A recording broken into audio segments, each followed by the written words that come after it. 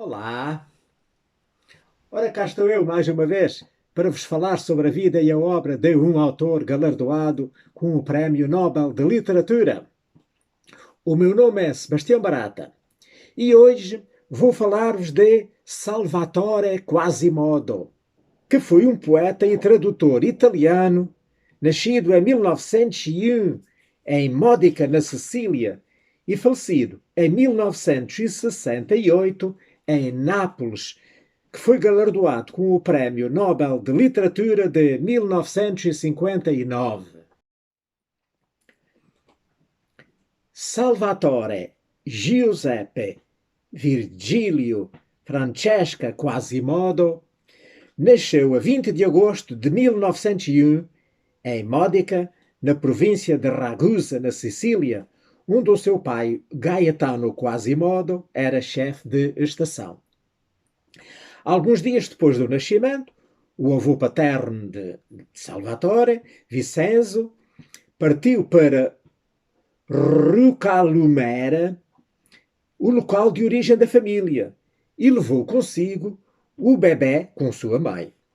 Salvatore foi batizado em Rocalumera, onde passou toda a sua infância e juventude, pelo menos durante as férias, e regressou como adulto, depois, mais tarde, inclusivamente quando já era mais idoso, para se encontrar com a família e com os pais. E, nomeadamente, ele foi lá, depois de quando ganhou o Prémio Nobel de Literatura, para entregar ao seu pai o, o prémio. Tinha o pai já nessa altura 90 anos de idade. 2 meses depois do nascimento de Salvatore, o pai foi transferido para a estação ferroviária de Gela, onde a família se fixou. Em 1903, nasceu o irmão Ettore e em 1905 a irmã Rosa, que viria a ser mais tarde a esposa do escritor Elio Vittorini. O Salvatore começou a frequentar o primeiro ano do ensino básico lá em Gela, em 1905, com 6 anos de idade, mas nos finais de 1908 a sua família transferiu-se para Messina, onde o seu pai foi encarregue da organização do tráfego ferroviário e onde Salvatore concluiu os seus estudos secundários. Chegaram a Messina no dia seguinte ao grande terremoto de 28 de dezembro de 1908 e do consequente tsunami. Nessa altura, eles tiveram de viver num vagão de carga, estacionado numa zona, lá numa zona morta da estação. A destruição provocada pelo cataclismo causou-lhe uma impressão tão grande que a evocou mais tarde no poema denominado Al Padre, para o Pai, que foi incluído na coletânea La Terra Impareggiabile, em português A Terra Inigualável, que foi editada em 1958, publicada exatamente quando o seu pai fazia 90 anos de idade e acontecia o 50º aniversário do realmente desse desastroso terremoto que já referi atrás.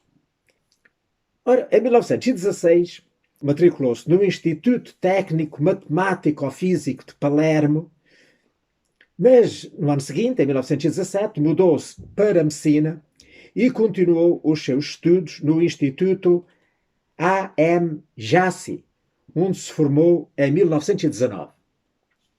Durante a sua estadia nesta cidade, conheceu o jurista Salvatore Pugliatti e aquele que viria a ser mais tarde o prefeito de Florença, Giorgio Lapira, com quem ele criou uma amizade destinada a durar ao longo dos anos. Juntamente com eles, fundou no ano de 1917 o Nuovo Giornale Letterario, portanto, em português seria o Novo Jornal Literário, que era uma revista semanal na qual Quasimodo publicou os seus primeiros poemas. Em 1920, mudou-se para o Politécnico de Roma, onde continuou os seus estudos de matemática e de física. Mas, devido às condições económicas precárias, não conseguiu concluir esses estudos e teve de trabalhar durante alguns anos em atividades humildes, como desenhador técnico numa empresa de construção e, mais tarde, como empregado num grande armazém. Entretanto, colaborou com alguns periódicos e iniciou o estudo do grego e do latim na Universidade lá de Roma, dedicando-se ao estudo dos clássicos, que viriam mais tarde a ser a sua maior inspiração. Portanto, as precárias condições económicas desse período terminaram finalmente no ano de 1926, quando ele foi contratado pelo Ministério das Obras Públicas e atribuído com a função de geómetra aos engenheiros civis de Reggio Calabria, onde trabalhou durante vários anos.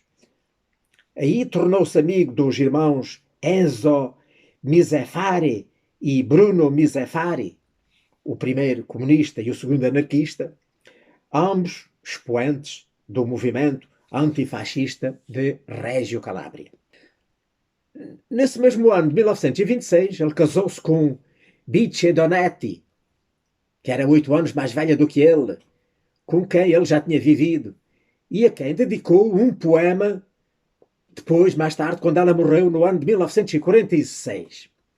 Ora, eu gostaria de vos ler esse poema, que se chama, em português, Epitáfio para Bice Donetti, e que está publicado no livro La vita non è sogno.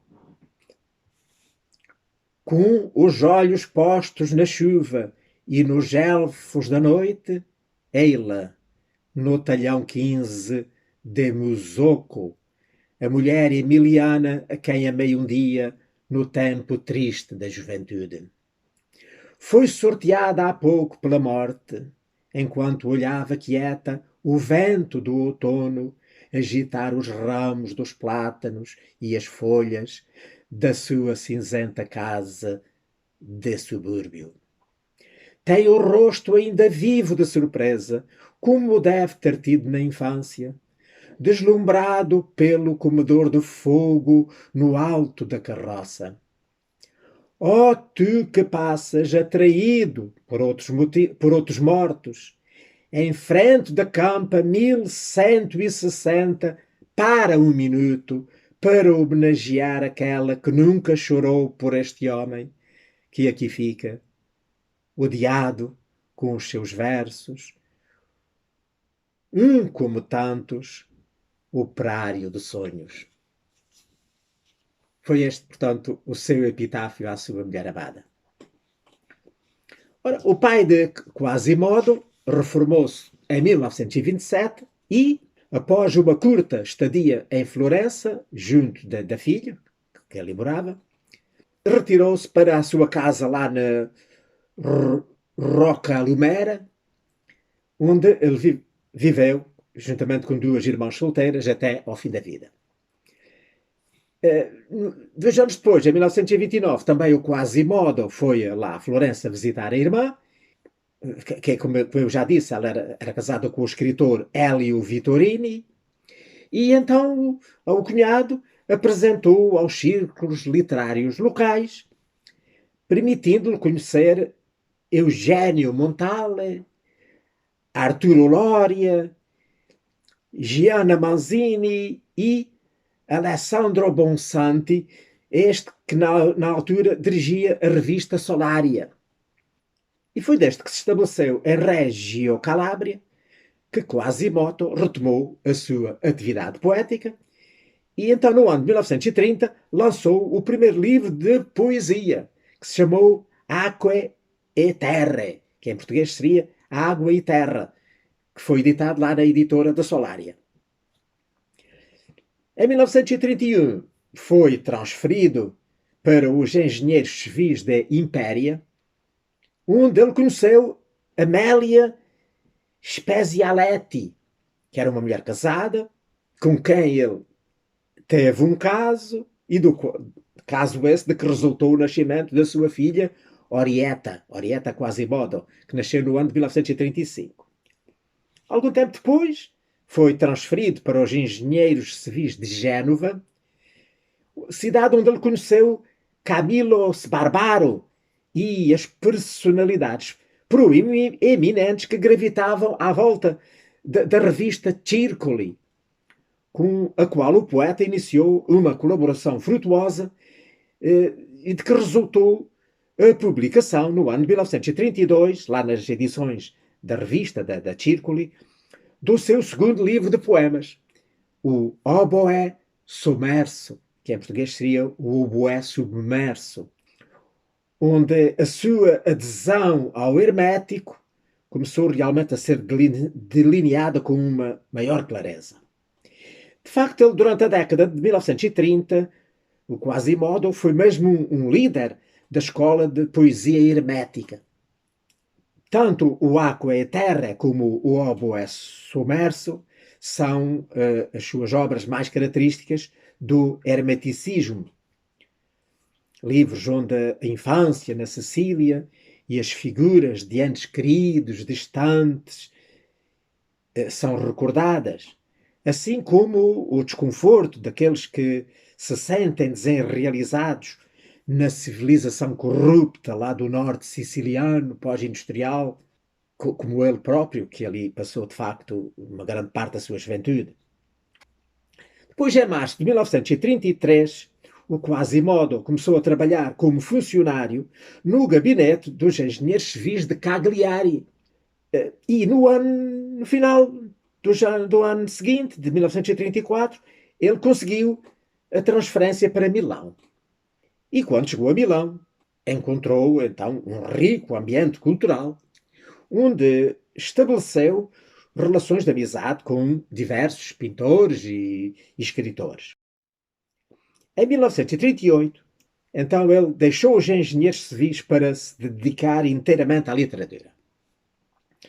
Começou a trabalhar para Cesare Zavattini, numa editora, e, acima de tudo, dedicou-se à colaboração com a Letteratura, que era uma revista assim, próxima do hermeticismo.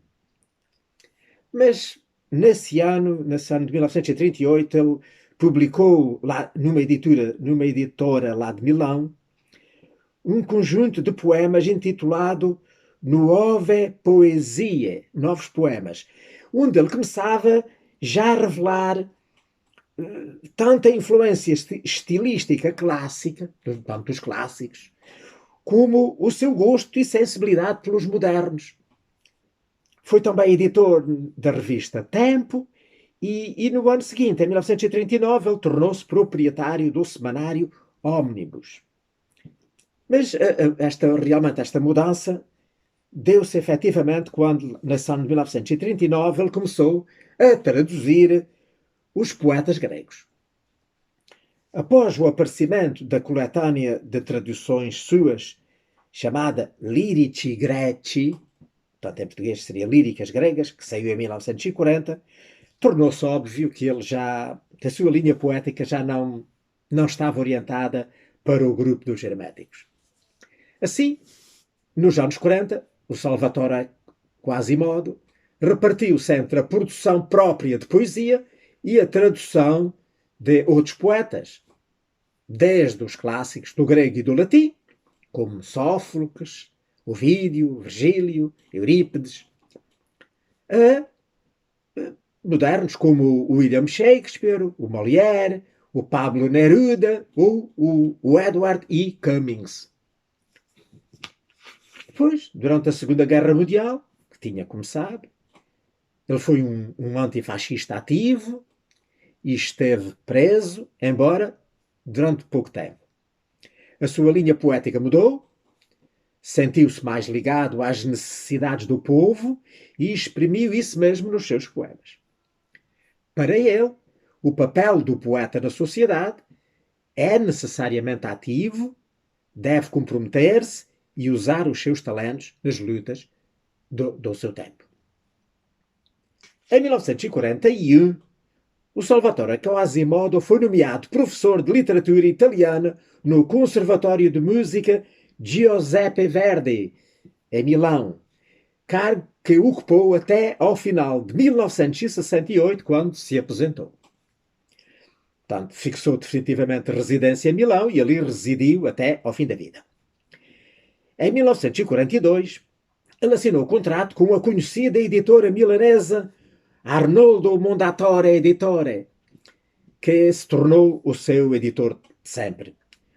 O seu primeiro conjunto de poemas publicado lá na Mondatore foi o Ed è subito sera, que em português se chamaria E é rapidamente ou subitamente tarde, que contém não só este famoso poema, mas muitos outros poemas escritos durante os 6 anos anteriores e que apareceu na série Lo Specchio, lá da editora, que em português O Espelho, que era uma série dedicada à poesia. Pois em 1945 ele tornou-se membro do Partido Comunista Italiano. As suas novas ideias foram expressas pela primeira vez no Giorno dopo Giorno, que em português seria Dia após Dia, que saiu em 1946, e La Vita non è sogno, em português A Vida Não é Sonho, que saiu em 1949, onde o poeta deixou de lado tanto aquele individualismo que era patente na sua obra até então, para ficar mais patente, então, um apego à sociedade. Além da publicação de novas coletâneas nos seus poemas, durante esses anos, o poeta continuou a dedicar-se, com a mesma paixão, ao trabalho de tradutor dos autores clássicos e modernos, que já tinha iniciado antes, e realizou uma contínua atividade jornalística para periódicos e para jornais, dando o seu contributo, sobretudo com artigos de crítica teatral. Em 1948, portanto, 2 anos depois da morte da sua primeira esposa, quem dedicou aquele epitáfio, como já vimos, ele voltou a casar e casou com a bailarina Maria Cumani, que ele já tinha conhecido em junho de 1936, e com quem ele então teve mais um filho, o seu filho Alessandro, o Alessandro Quasimodo. A ela dedicou também poemas, diversos dos seus poemas. Nesta fase da sua vida, as suas obras passaram, portanto, a afirmar as características positivas da vida, mesmo no mundo onde a morte é um medo omnipresente. Começava já a preocupar-se com o fim da vida. Depois, em La Terra Impareggiabile, que em português seria A Terra Incomparável, editado em 1958, o Quasimodo tentou eloquentemente fundir a vida com a natureza. Desenvolveu uma nova linguagem que coincide com as novas atividades do homem e as investigações, portanto, que estão em constante expansão. No ano de 1950 foi atribuído a Quasimodo o prémio Sambabilla. E em 1953 ele partilhou o prémio Etna Taormina com o poeta galês Dylan Thomas. E em 1958 recebeu o prémio Viareggio. Mas o ponto alto da sua carreira aconteceu no ano seguinte, em 1959, quando lhe foi atribuído o Prémio Nobel de Literatura, pela sua poética lírica, que com um classicismo ardente expressa as trágicas experiências da vida dos nossos tempos. Foi assim que o Comitê Nobel o classificou. Depois seguiram-se diplomas honoris causa pela Universidade de Messina, no ano de 1960, e pela de Oxford, em 1967. Na sequência do Nobel, o poeta passou os últimos anos da sua vida a fazer inúmeras viagens à Europa e à América para dar palestras e para participar em leituras públicas das suas obras líricas que, entretanto, já tinham sido traduzidas para várias línguas. Não é? É consequência sempre de quem vence o Nobel. Não é? Em 1966, ele publicou o livro Dare e Avere, que em português seria Dar e Receber, que foi o seu último trabalho e que constitui, portanto, como que uma espécie de equilíbrio da sua experiência poética e humana. A par de impressões de viagem e de reflexões existenciais, muitos textos lidam com o tema da morte e de uma forma mais ou menos explícita, com acentos de considerável intensidade lírica.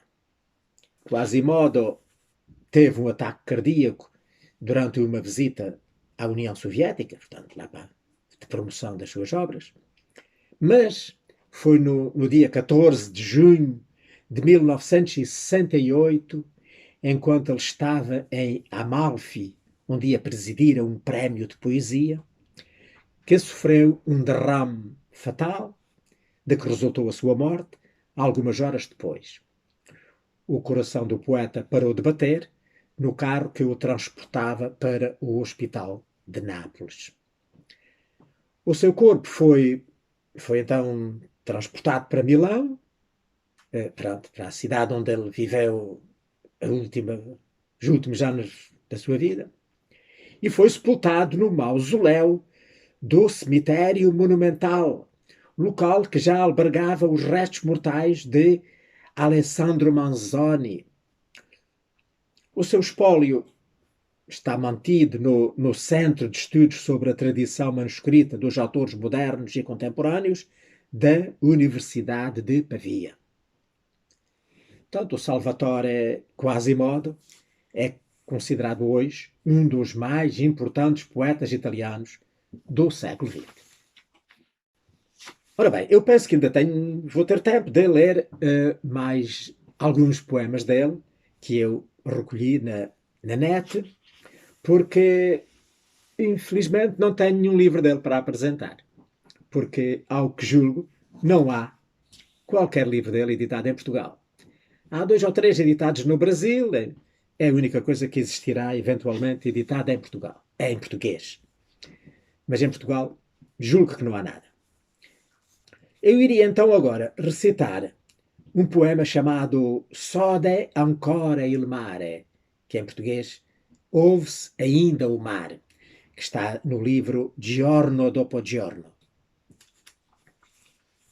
Há muitas noites ouve-se ainda o mar, que, leve, sobe e desce a lisa areia.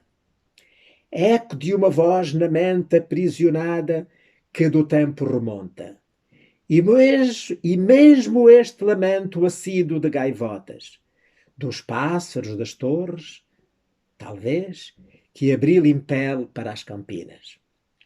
Outrora, comigo estavas aqui com a tua voz. E eu quisera que a ti também voltasse de mim agora um eco de memória como esse escuro murmúrio do mar. Era outro poema de saudade da sua falecida esposa. Agora, outro tirado ainda do mesmo livro, do Giorno dopo Giorno, que se chama Ora che sale il giorno. Em português, agora que chega o dia.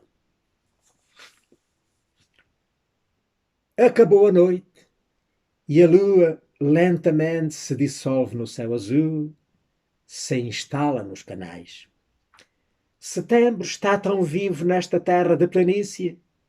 Os prados estão verdes como nos vales do sul na primavera.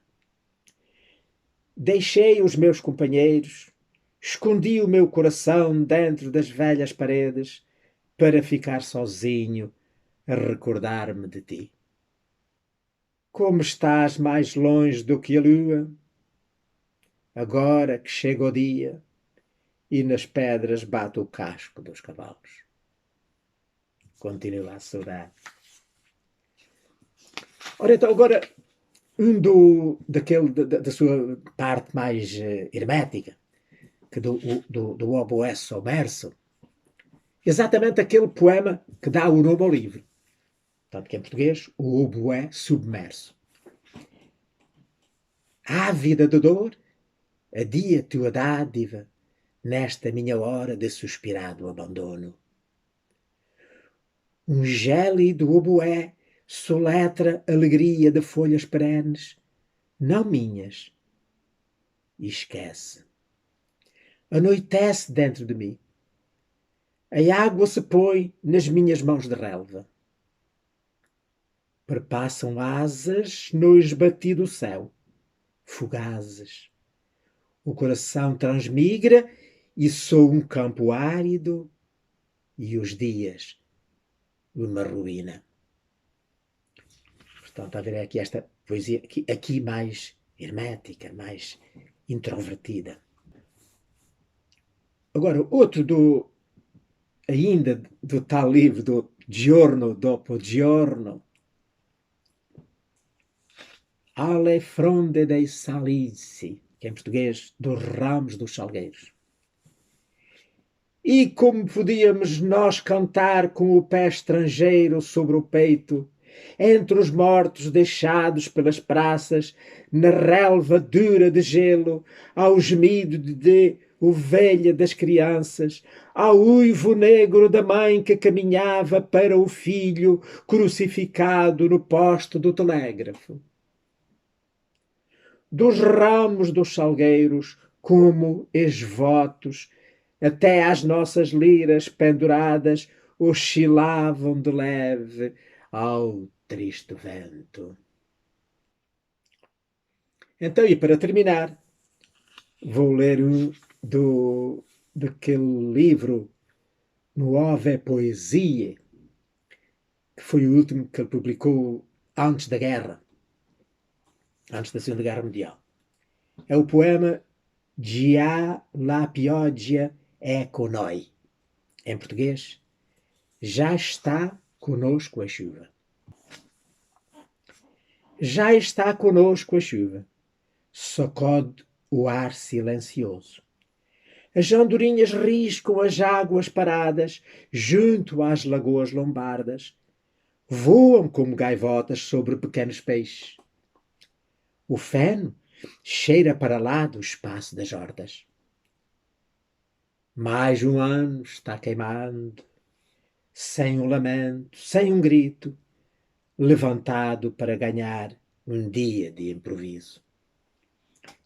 Portanto, este é já um daqueles poemas da fase de transição dele, da saída do hermeticismo.